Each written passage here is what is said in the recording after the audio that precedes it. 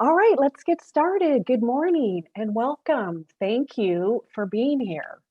My colleagues and I from San Diego Unified School District are here today to talk to you about employee wellness for a diverse workforce. Many employee wellness programs have been designed for an office-based workforce, but a school district's workforce spans from classroom teachers to maintenance workers to food service, technology professionals, and beyond. This session will outline key indicators that have contributed to the success of San Diego Unified School District's nationally recognized employee wellness program. And just to give you an idea of San Diego Unified School District and the challenges that we face, we are a large employer, but we have many small locations spread out around the city. We have the benefits of a large organization, but the challenges of a decentralized organization. We're the second largest district in California, eighth largest in the nation, almost 20,000 employees, and over 200 facilities. But we're uniquely qualified to share with you our experiences. Our wellness program encompasses all of our employees and utilizes resources and tools from a variety of entities. Since we launched our initiative in 2016, we've really made an impact. We have achieved national recognition from Kaiser Thriving Schools and from the American Heart Association's Workplace Health Achievement Index for 4 years in a row. And our experiences can be replicated among many different industries, as we have many different types of employees. Obviously, we have educators, but we also have maintenance, construction, landscape staff, bus drivers and delivery drivers, nurses, technology, food services, and clerical. Our wellness solutions support all of them in different ways. So today we'll be sharing with you our top 10 recommendations for a successful wellness program. And because we have such a varied workforce, we believe that any industry type can benefit from our experience and that these steps can be replicated in other workplaces. And as I mentioned earlier, we will entertain questions at the end of the presentation. So before I introduce our first recommendation, I'll introduce myself. My name is Andrea Eaton. My full-time job at the school district is in the maintenance planning department at physical plant operations. But I've incorporated wellness into my position. I started a wellness program at my building in 2013 and then integrated it with the district-wide wellness initiative. And now I chair our employee wellness subcommittee, which works to bring wellness to all of our employees in the district. So the first recommendation we want to lead with is know your workforce. So the first step, or a first step in getting to know your workforce, is to look at how employees use their insurance.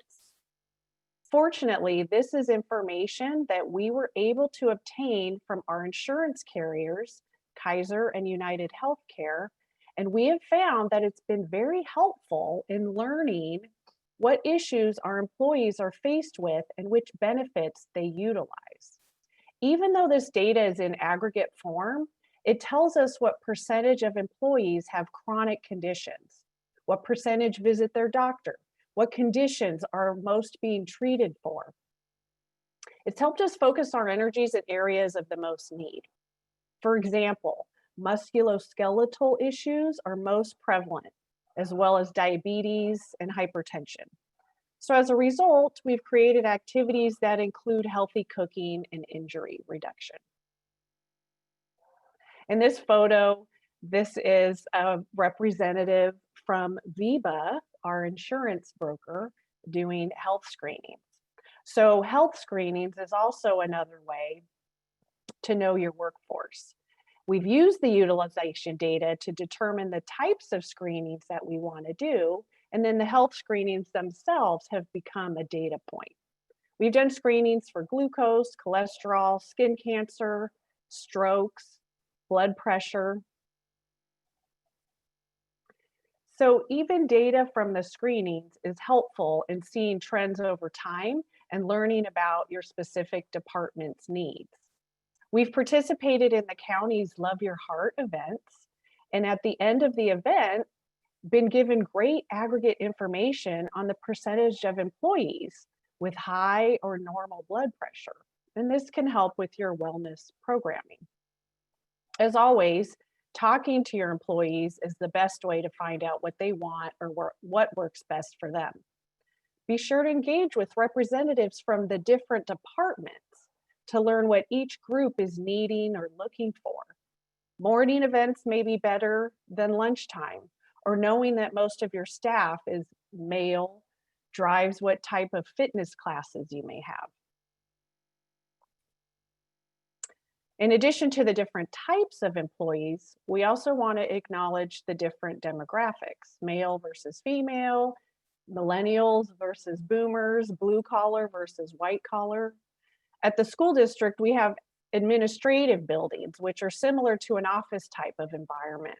And then we have schools which are a completely different type of environment. When and how they can utilize wellness in their daily job really varies. I've spent a lot of time in the past few years getting to know the workforce at my own building. We have desk workers with daily access to a computer. We have field workers that drive to different school sites to do repairs and maintenance work. And because of that variation in types of workers, even within our building, we've oftentimes repeated events in the morning and afternoon, or have certain events in the morning to catch the workers before they leave on their trucks for the day, and schedule lunch and learn events for our office and desk staff. This picture shows one event that we were able to all participate in, the American Heart Association's Go Red Day.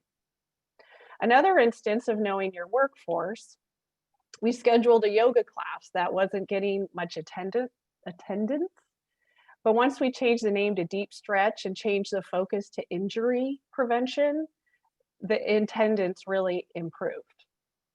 So similar to changing a name, there's also that communication piece and how best to get the word out. And Christine will talk about that. Hi, my name is Christine Holmer, and I'm here to speak to you about our second recommendation, Diversifying Communications. I volunteered to be a member of the San Diego Unified School District Employee Wellness Committee about 4 years ago, because I know that our 1,400 plus food and nutrition service members have diverse needs, and I wanted to be a voice for them. As a food and nutrition area supervisor, my role is to help oversee the school meal programs at 15 various sites with approximately 90 full-time and part-time employees. Our part-time employees range from working 2 hours to 7.5 hours a day. We also work a 10-month calendar.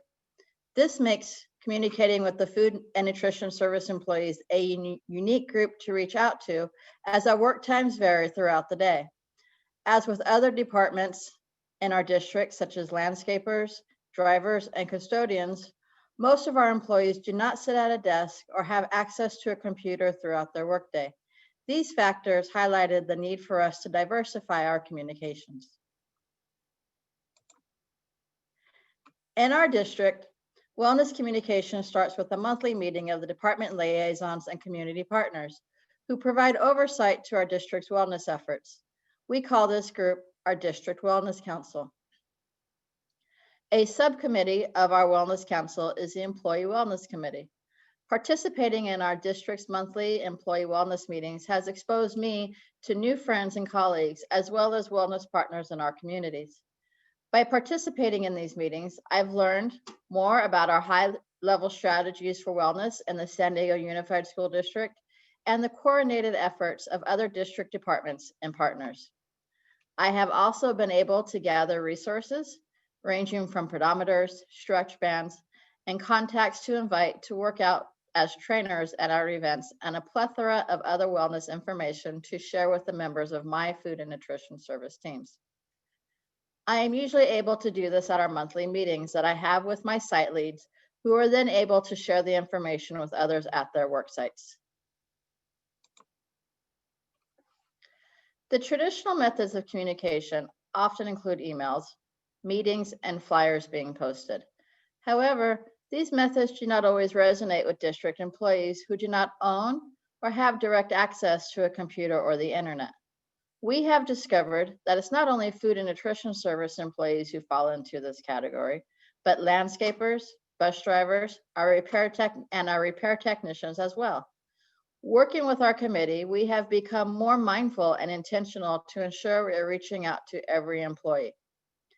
Because we have identified that not all of our employees have personal access to computers or the internet, we have not only made them available in the staff and break rooms, but sat down with these individuals to help them access their school district email accounts, check out our district website, and show them how to access our wellness pages. By being accessible and making individual connections with our own staff, we have created a healthy and positive environment where our employees feel valued and respected. And our district is a large one, and the phrase "it takes a village" holds true.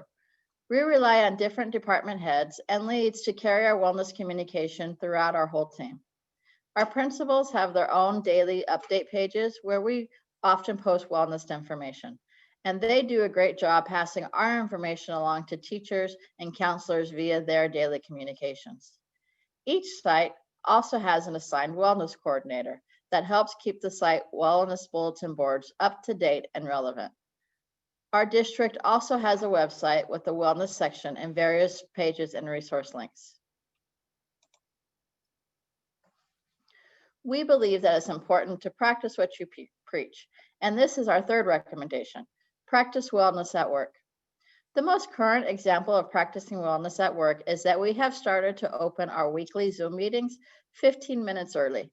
This gives us a chance to not only socialize and network with one another, but to see each other and, as much as possible, enjoy the virtual human contact we also desperately crave and miss. We have also left time at the end of the meeting to again permit for some virtual contact and interaction. We have noticed that our employees are more energized and energetic during our meetings. Another example of how our department made changes for the entire district was that our cafeterias have stopped selling processed sugary and caffeinated products for purchase at lunchtime. We have switched to items that are juice and whole grain based. We also ensure that we offer a vegetarian or plant-based option at lunch every day for our staff. What you see here is another example of our staff practicing wellness. We have created gardens at some of our regional offices and at our schools as well. At the regional office, the harvest items are shared with site employees or made into a dish for all to enjoy. At the school sites, we feature the harvested items at lunchtime when they are available. There are many grants available to help fund the creation of a garden. If you are interested in this, try looking up grants for gardens. The gardens have been a great team building activity and can still be enjoyed even now with COVID social distancing protocols. Our food and nutrition service team members are able to join the California School Nutrition Association and attend, when permitted, monthly meetings, unpaid and after the workday. This photo is from one of our meetings. These meetings have been a great opportunity to be genuine with the information we present and have latitude to cover topics that actually interest the attendees. Invitations to attend these meetings come in the form of electronic emails to our members and to the kitchens, along with printed flyers to each kitchen. We love when members from other departments see our flyers and attend our meetings. We also realize that members may need to bring their children to our meetings, and we welcome them to sit as long as the child is well behaved. Recognizing that our employees want to learn and sometimes need creative ways to have access to information has helped us be successful in sharing our knowledge. As the organizer of these meetings, it has been very rewarding to have them voluntarily participate in these after-hour meetings. We are looking for ways to engage our team during this COVID time. The varied work schedules, lack of access to technology, and childcare needs are factors we are working through.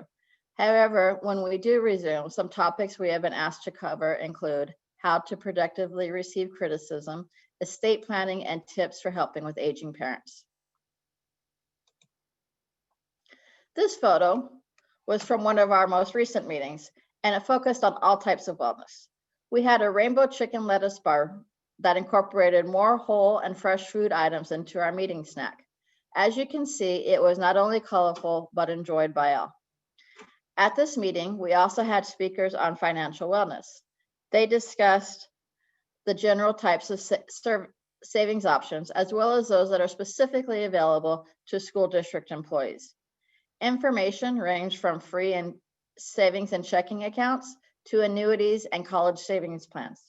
Participants were able to make contacts with different financial organizations and start building their own relationships. We packed a lot into this meeting. Our district insurance broker, Viva, spoke about what they offer at the Viva Wellness Center and highlighted activities such as counseling, acupuncture, biometric scanning, and fitness classes.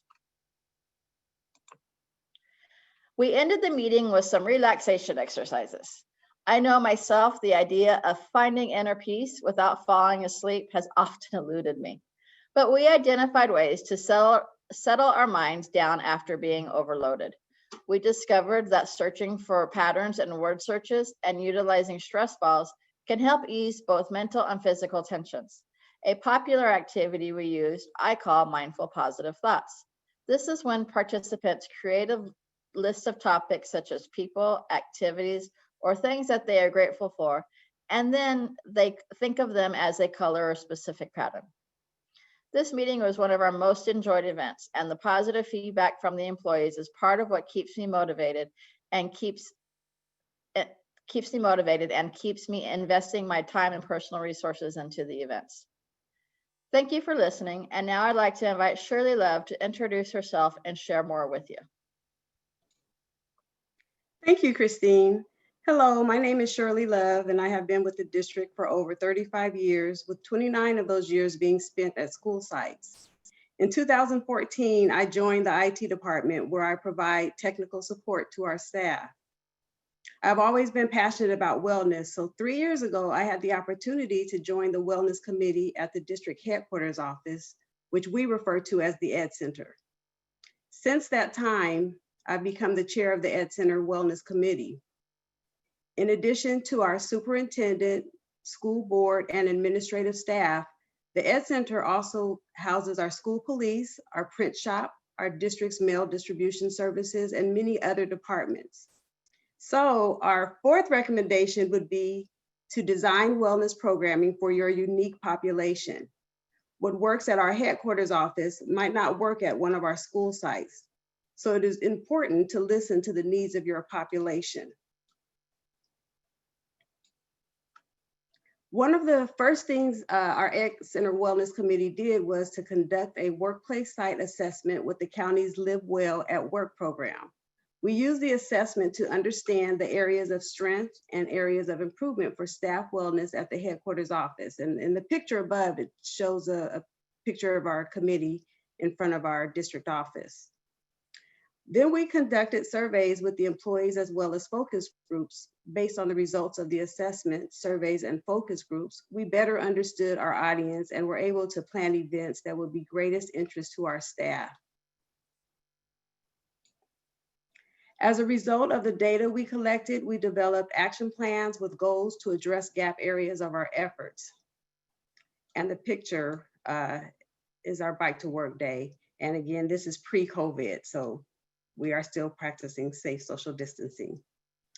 Some of the things that we did as a result of the data, we created stairwell marketing for wellness to encourage stairs instead of the elevator. We work with Healthy Wage to host a weight loss challenge where staff formed teams of 5 and worked together to complete the challenge. That was fun. We also created the Ed Center Wellness Week, which was centered around the county's Bike to Work Day and offered various activities each day with incentives for participation. We scheduled our health insurance broker to lead weekly fitness classes that aligned with employee interests. We have monthly lunch and learn workshops on a variety of health topics, also based on feedback we received. One of our most popular offerings was a 15-minute smoothie social with nutrition and education, which allowed time for staff to be able to participate on their break and enjoy a healthy smoothie. At the end of each year, we reviewed our action plan to determine if we met our goals. We discussed challenges we faced and ideas for the year ahead. Our committee created the walking routes for our district headquarters in partnership with UC San Diego Center for Community Health. We knew we had a sedentary population at the Ed Center who were sitting most, if not all, of the day. We needed to design projects to help get employees up and moving. We knew from the employee wellness surveys and focus groups that it was so important that our leadership helped send the message that it was okay to take breaks for physical activity. So we worked with UCSD to design the route, paint stencils on our sidewalks, and set signage up around our campus. We then kicked off our Wellness Week with leadership taking Ed Center staff on a walk around our new campus walking route. We hosted an opportunity drawing for one of the Wellness Week attendees to win a Fitbit from UCSD. We encouraged our staff to use the walking paths during breaks. We did start to notice many more employees taking walking breaks and feeling more comfortable doing so because it was well promoted on our campus. It has been great working with our wellness committee to promote the health of our employees and understanding their needs.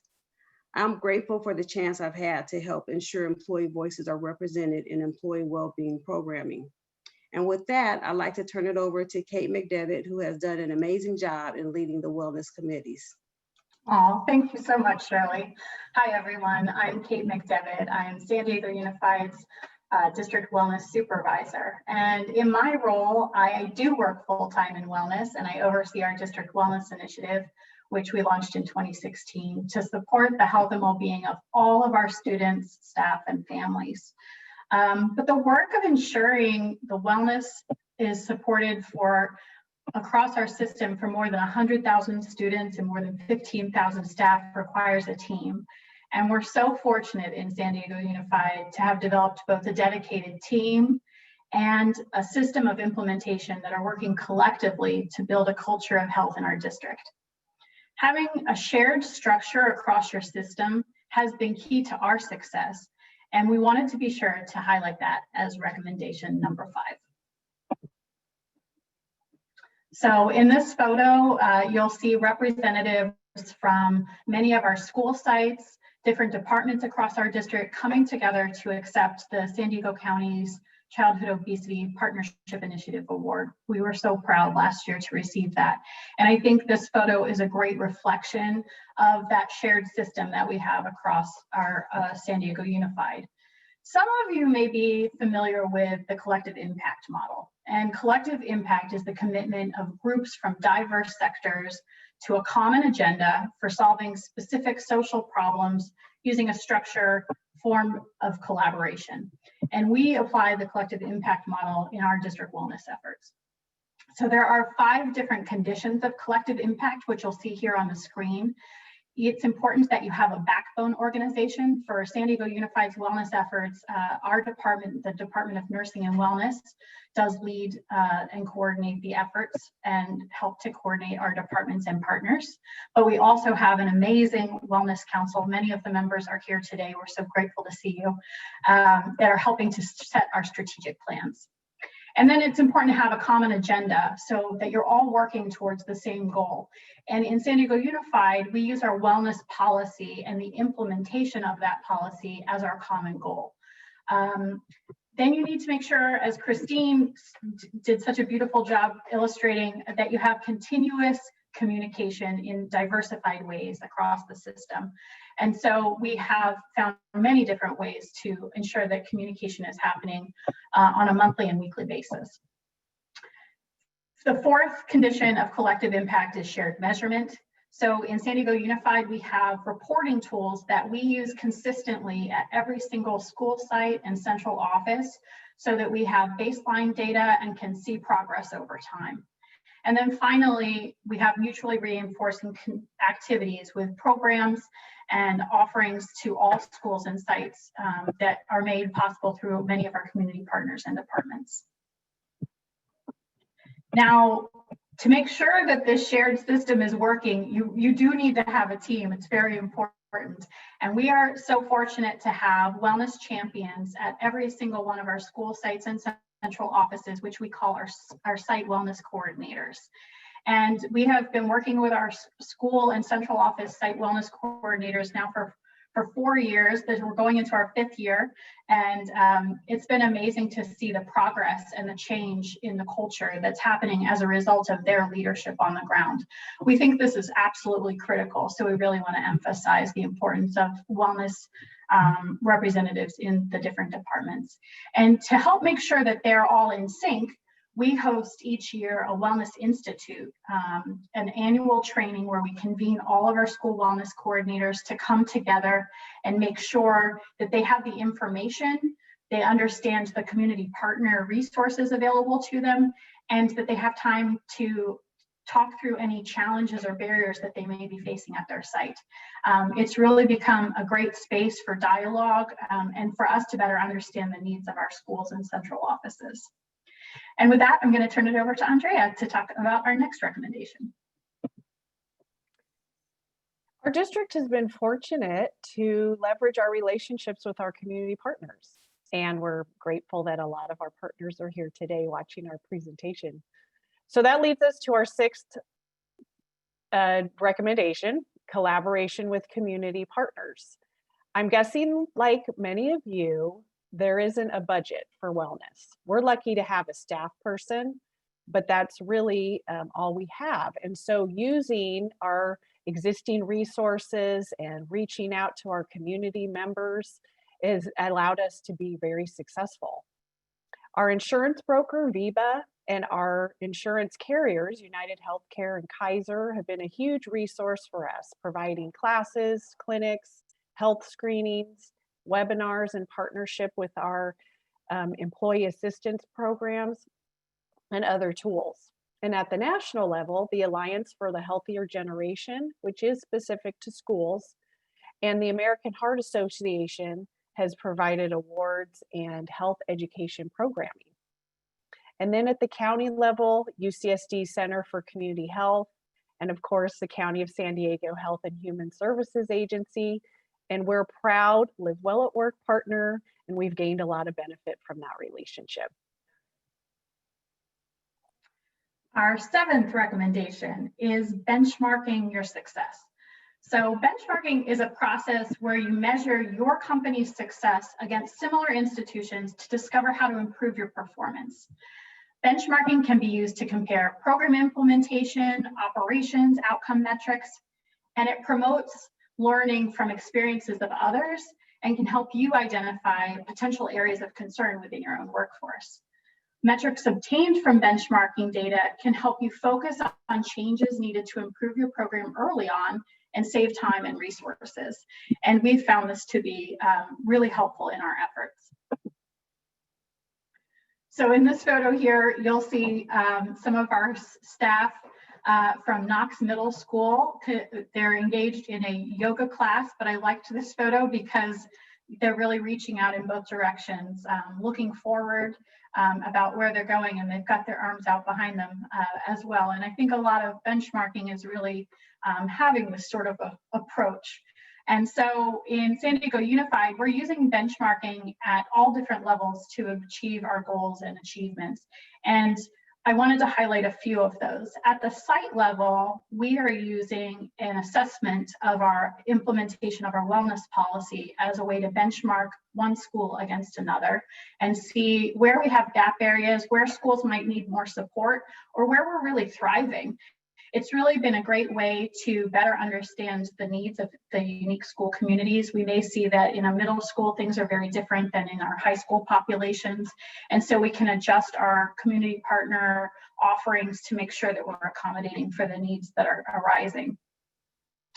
At the district level, we benchmark our success against other large urban schools districts across the country. So we are part of the Urban School Wellness Coalition, and it's been incredible to have on a monthly basis a convening of the wellness leads from school districts in Chicago, New York, Boston, San Francisco, LA, Seattle, coming together to talk about what are we seeing in terms of how things are moving forward, how are we using our data, how can we support one another. So that's really been a wonderful, if you're a school district, group for us to participate in through Action for Healthy Kids. At the regional level, Andrea touched on it, but the Live Well recognition program has been a great way for us to see how we are doing in comparison to many of our colleagues across San Diego County. So please make sure to look for those opportunities. And then next, I'd like to highlight on our next slide some of the ways we're benchmarking at the national level. So one of the tools we're using is America's Healthiest School Recognition Program, which awards schools that are prioritizing nutrition, physical activity, and strong wellness policies. And through that recognition program, they have bronze, silver, and gold awards. The Alliance for Healthier Generation has recognized 10 of San Diego Unified Schools as America's Healthiest Schools for the 2019-20 school year, 3 at the silver level and 7 at the bronze. And over the past 4 years, 14 of our schools have received this great distinction. This year, only 518 schools across the country received the award. And of that, 45 of those schools are from California, go California. And one other school in San Diego County achieved this outstanding award. So this has been a great motivator for our schools who are looking to improve their wellness performance. And then the other national benchmarking tool that we have really benefited from is the American Heart Association's Workplace Health Achievement Index. And this index recognizes organizations across the country in all sectors for taking significant steps to build a culture of health in the workplace. Now, this is the 3rd consecutive year that San Diego Unified has been awarded at the gold level, which we're thrilled about. And it's the 4th year that our organization has been recognized. So San Diego Unified is one of 776 organizations that completed the index this year between July 2019 and June 2020. And with that, I'm going to turn it over to Andrea. The next recommendation we have is continuous improvement. As a large organization, we have employees that come and go. And introducing wellness as part of the benefits package and new employee orientation. And then we're always continuing to share with the existing employees as well. Also, habits take time, and there's value in doing multiple health screenings to see how trends change or needs change and what may need to be reprioritized. As we endeavor to shift the culture to wellness, we bring wellness into all of our activities. Christine mentioned before how she incorporated healthy food into an existing meeting. We've talked about stand-up breaks and stretching in the middle of meetings, having wellness updates as a standing agenda item for weekly check-in emails or staff meetings. And then having employee appreciation events with healthy snacks. You know, Shirley mentioned the smoothie event that she had, or doing a fitness routine. What we've really found also during this time of COVID is that incorporating wellness has allowed employees to connect. It's another opportunity, even though they're not in the same room. And our mental health resources have played a more valuable role.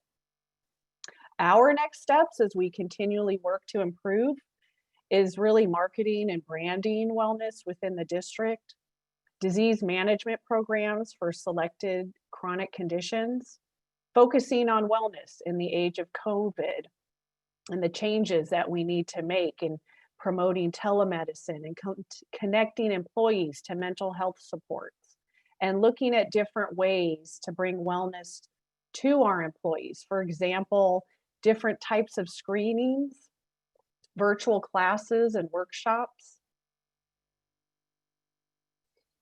As part of continuous improvement, we've utilized this 6-step process from the Alliance for a Healthier Generation.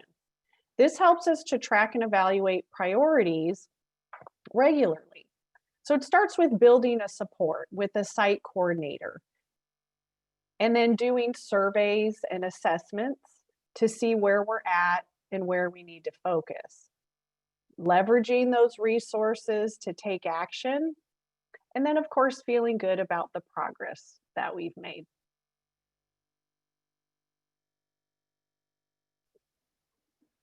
So in this photo, you will see our superintendent, Cindy Martin, crossing the finish line with several San Diego Unified students at the Chelsea's Run 5K.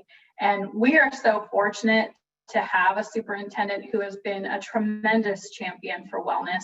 And Christine was mentioning earlier, practicing what you preach. I truly believe that we have a leader who is on a regular basis engaging with employees to talk about the importance of their health and well-being and work-life balance and taking time for gratitude.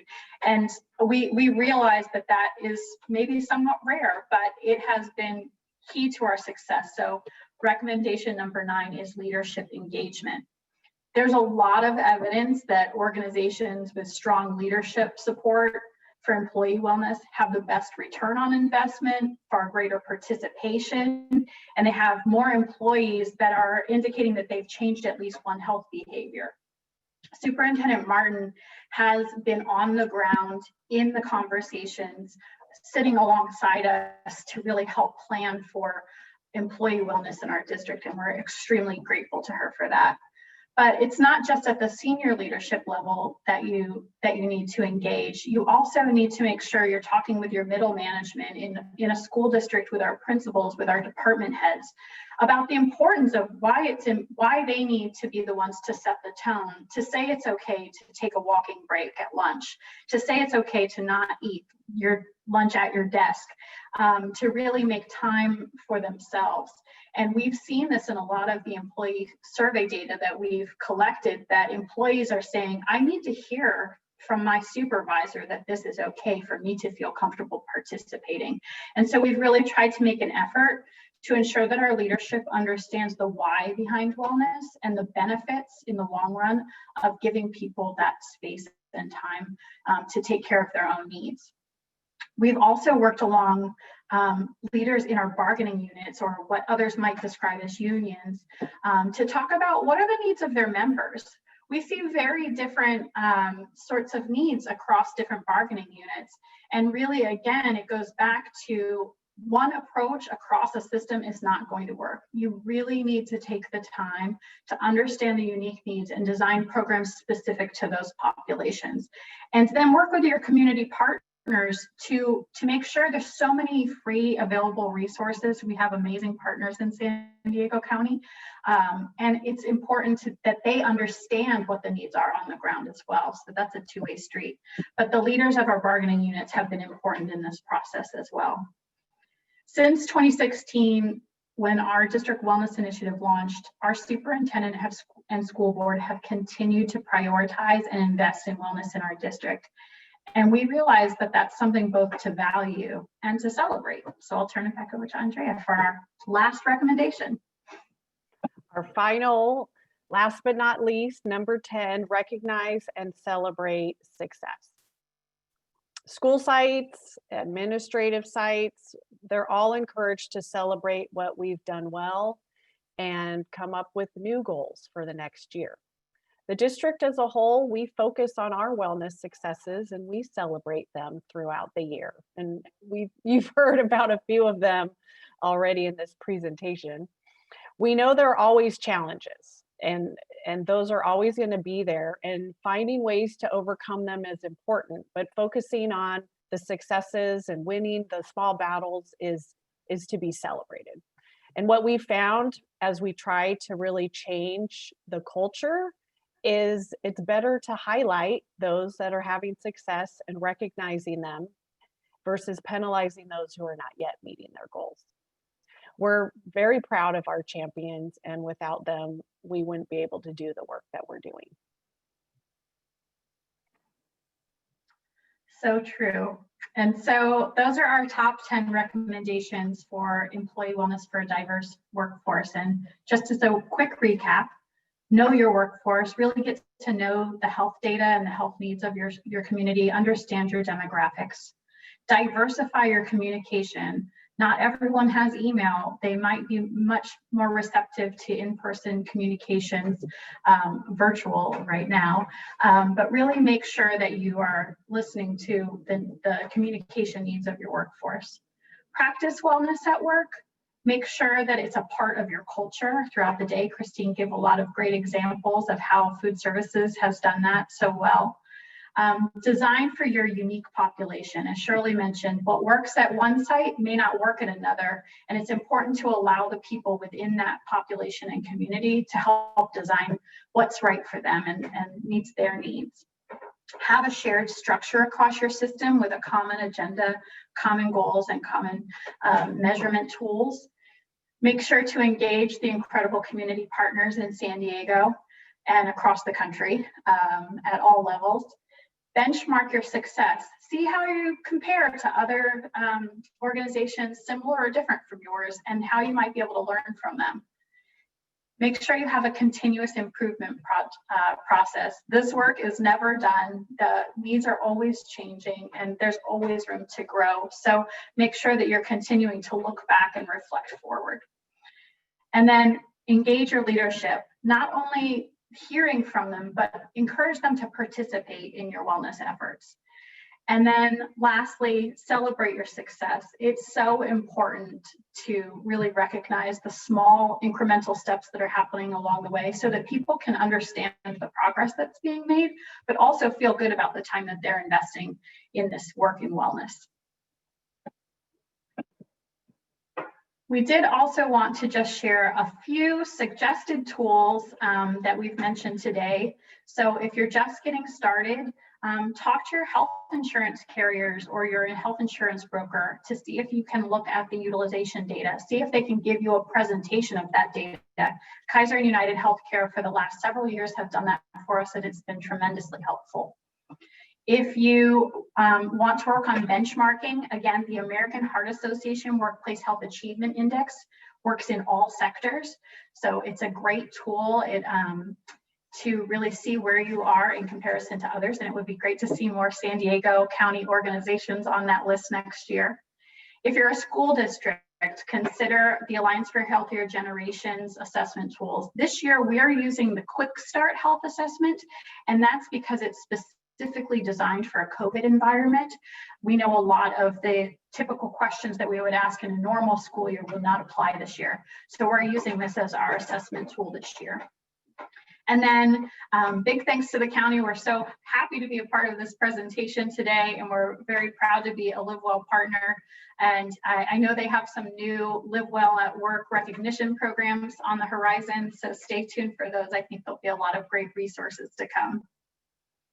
And with that, we'd like to say thank you so much. We're so thrilled to have you here with us today. We do have about 15 minutes left for questions. And I'm going to turn it over to Maddie Morich from Alliance for Healthier Generation, who has kindly agreed to be our amazing moderator to share some of the questions. Thanks, Maddie. No problem. Thank you everyone for the presentation. And just a quick reminder, like Kate said, if you have questions, please use the Q&A feature for the chat, or not the chat, the Q&A. And we'll be monitoring that and answering them for the next 10-15 minutes or so, okay? The first question that we got was from Juan, and I am going to address this one to Andrea and Kate. So do you have any tips on using your tip number one, which was know your workforce without violating HIPAA rules? Some examples, finding out how to use your insurance or medical issues in order to understand how employees are using the insurance. Sure, and Andrea, I'll get started and then please jump in. Juan, that's a great question and really important. We never want to be violating HIPAA or FERPA guidelines, but what we look at with the health insurance utilization data is aggregate data. So we're not looking at any unique individuals, but really just the trends across the system. And we look at some data that's just for our school district and some data that's for school districts that are part of our health insurance brokers portfolio. So we're able to sort of see both at the state level as well as at the our own district level where the trends and patterns are without interfering with anyone's individual health needs or access to their records. Andrea, do you want to add anything to that? No, not really. That's pretty much what I was going to say. It is challenging to get it in aggregate form, especially the district is so large and we're not able to break it down by department or by school site or anything like that. So when we get the data, it is large percentages. But what's been helpful is kind of the comparison. They have the national comparison and regional comparisons. And so, you know, you kind of work with what you can get and try to glean some good information. I hope that answered your question. Thank you both. The next question that we got is from Oscar, and I'm going to address this one to Kate. Does San Diego Unified have a full-time wellness coordinator whose primary focus is the district wellness program? If so, can I have your contact? But also, what advice would you give to help advocate for a position like this in any organization? Well, hello, that's me. I am a full-time benefited employee in San Diego Unified, and my entire job is to focus on the wellness of students, staff, and families. I do all three. In other school districts, I have seen that they have the luxury of having someone just for employee wellness and someone for students and families. Well, we're so excited that that I have the ability to focus on this full-time. If you were trying to work on this in your own organization and not knowing where you're coming from, I'll speak broadly. I think it's really important to find your champions first. Try to find stories of success within your organization. Andrea Eaton is an incredible example of this. So as we've mentioned, our district wellness initiative formally launched in 2016, but Andrea has been working on wellness in our district and in her physical plant operations department since 2013. So she really was one of our early adopters, and having her successes help to inform and shape where we were taking things has been critical. So it's been wonderful to have, she leads our employee wellness efforts for the district as the chair of the subcommittee. So I think finding your champions, find stories of where wellness is already happening in your organization. And then also think about the return on investment. For any leader, the return on investment of wellness is powerful when you look at the data. And if you do a quick Google search, you'll find quite a bit. But for them, a lot of times that is going to help make the case, you know, that employee wellness programs can help to reduce turnover, can help to alleviate staff taking days off on a regular basis, reduce health insurance costs. I think using that information is also really important, but I also find that highlighting organizations across the country that have wellness champions, or even within your own sector, can also work well. I know in San Diego County right now, only 2 school districts have a dedicated wellness lead, San Diego Unified and then Chula Vista Elementary School District. Heather Cruz is the lead there. And so I think what I'd love to see is across all of our sectors, and definitely in our K-12 schools, more organizations having someone dedicated to this work that can really help to bring people together. Great. Thank you, Kate. Our next question, I'm going to address this one to Christine and Shirley. So as Kate spoke about, it's really important to have wellness champions and pick out employees that are really dedicated to wellness. So as wellness champions, what would you say the time commitment is in terms of, you know, planning a meeting, implementing and planning different initiatives, and then also measuring and assessing progress? Okay, I guess I'll go ahead and jump in first. It has been challenging, and it does require a lot of time. One of the challenges for me is because it's not my full-time job and I work another job where I'm tied to the phone and the computer, but trying to do things like we created meetings during lunchtime and try to work within the time constraints of our job and not try to take too much time away from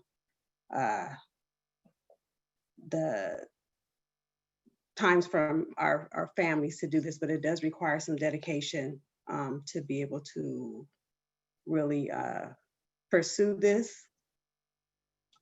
Christine, what are your thoughts? For me, it ranges from what group I'm speaking to. When I'm come back from a meeting, from a employee wellness meeting, I have usually lots of information and tangible items that I can pass out to my different locations. And so that doesn't take much effort for me. However, when I'm planning my monthly meetings where my employees are coming on their own time after work, those meetings could easily take me 15 to 20 hours a month to plan, because I work on it an hour here, an hour there. I work on it over the weekend, because to me, it's really important if somebody's coming on their own time that I try to make it as meaningful for them as possible. However, when we do when I do my site leads meetings and my employees are coming during a paid meeting time, I also I put about 3 or 4 hours a month into that meeting, because at that point I'm doing a lot of graphs and charts to really educate my employees more on the business side of what we do. And so it just depends on what audience and what the format is coming to. I would say for both of my meetings, I know I personally invest resources to provide snacks, because they're not on the budget, you know, and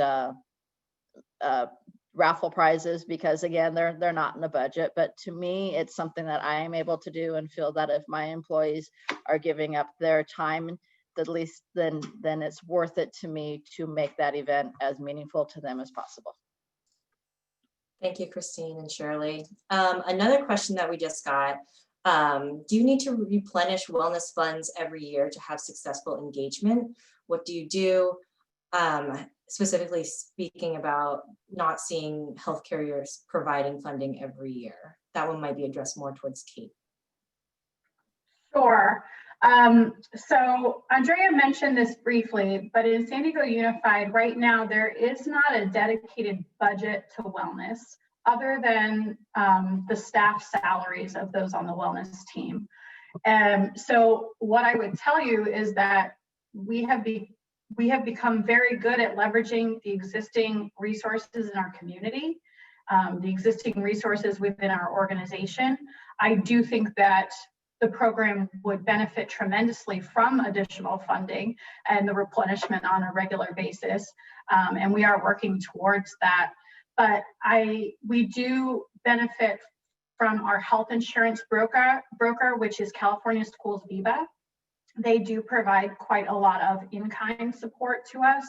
So we are able to turn to our health insurance carriers and Viva each year to ask them to help sponsor our Wellness Institute. Really what it comes down to in a school district is release time, so sub-reimbursement funding to bring people together for a full day training is quite an expense. And so that's been one of the things that our health insurance broker has been able to help support. That might be worth looking into. I know Kaiser has been a tremendous resource to us in terms of they have funded the Alliance for a Healthier Generation to have Maddie work full-time as the program manager with our district to help support our efforts. So we're really grateful to Kaiser for that as our health insurance carrier, that they've made that possible. But I do think if you're trying to have a long-term successful program, we're in our 5th year, really making sure those funds can start to build and be in place maybe incrementally over time is great. If you can only start with a part-time wellness lead, it's probably better than no one. So hopefully that helps answer that question. And we have about time for probably one more question. So, and I'm going to address this to all of you, but has the school district implemented any virtual wellness programs to support and engage employees during COVID? Yes. So we have had some conferences for educators over the summer where we built in wellness throughout the day. There were wellness offerings before the conference started, midday, and at the end of the day, and we had good participation in those. So cooking classes, fitness classes, relaxation classes, and even some just for social connection. And that one ended up being the most popular of all of them, about sparking joy. We have also been working with Kaiser Educational Theater that we're going to have more virtual health offerings coming soon. We have been planning staff wellness webinars on maximizing your benefits. And we, through our school wellness coordinator program this year, instead of meeting in person, we're doing virtual huddles on Zoom, where we'll be able to convene our wellness champions to talk about things. In once a month, we'll just do quick check-ins to be able to share resources and talk through any challenges they're having. So there have been other, we've had virtual offerings for parent wellness, quite a few of those through our Parents as Partners program. And then we are working with Pure Edge to provide more mental health and social emotional support within the classroom and for staff as well. So those are just a couple of the things on the horizon or that have already happened.